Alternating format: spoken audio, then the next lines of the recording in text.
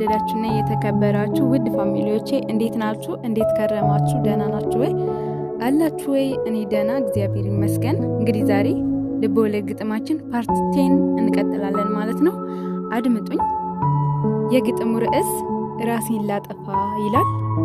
ራሴን ላጠፋ መድኃኒት ገዛሁኝ፣ መድኃኒቱ አልሰራም፣ ሳልሞትም ተረፍኩኝ።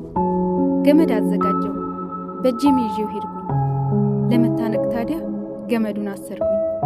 ሳልታነቅ እንጨቱ ተሰብሮ መሬት ላይ ወደቅኩኝ።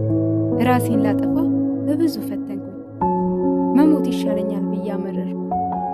በመኪና ልሞት ብዬ ደግሞ ወሰንኩ። በመኪና እንድሞት አስፋልትም ወጣሁኝ። እንዲገጩኝ ብዬ መሀል አስፋልት ቆምኩኝ። መኪኖቹ ታዲያ ቀስ ብለው ያልፉኛል። እኔ ጋር ሲደርሱ ረጋ ያደርጉታል። ወጣ በይ እህቴ ደግሞ ያወሩኛል። ምን ነክቶሽ ነው እዚህ የቆምሽው ይሉኛል። እንደ ስልክ እንጨት መሃል ላይ ቆሜያለሁ። ለመዳን ሳይሆን መሞት ፈልጌያለሁ። እዛው ልሄድ ብዬ ልሞት ቆርጫለሁ። ቆም ብዬ ሳስብ ልሞት እንዳልኩ እንደማልሞት አወቅኩኝ። ልኖር ስላልኩ እንደማልኖር አወቅኩኝ። እሱን ተረዳሁ። ወደ ቤት ተመለሱ። እሱ በፈጠራት ነፍስ እኔ ተፈታተንኩ። ለመሞት ብዬ ብዙ ነገር አረኩ። እሱ ባለው ጊዜ ደግሞ ይወስደኛል።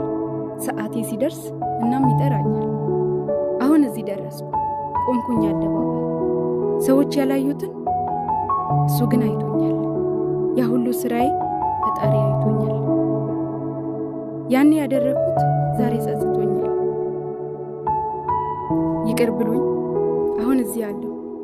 እሱም ይቅር ባይ ነው። ይቅርም ብሎኛል። የዚያው ጊዜ ሳስብ በጣም ይገርመኛል።